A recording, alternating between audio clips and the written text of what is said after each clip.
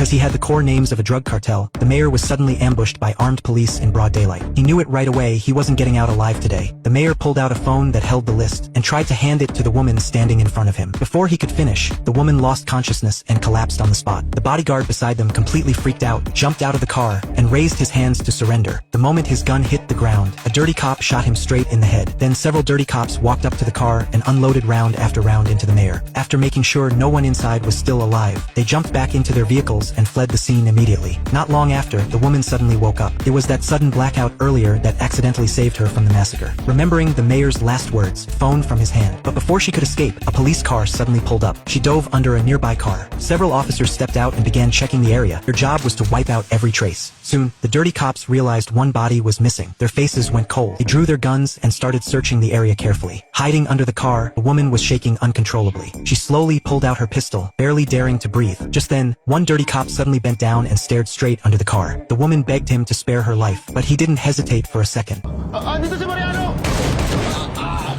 The sudden gunshot caught the other dirty cops off guard, and they instinctively ducked behind the cars. She seized that split second, crawled out from under the car, vaulted over the guardrail, and ran straight into the forest. The dirty cops snapped back and chased her, firing wildly as they ran. She was soon hit by a bullet, lost her footing, and tumbled down a steep slope.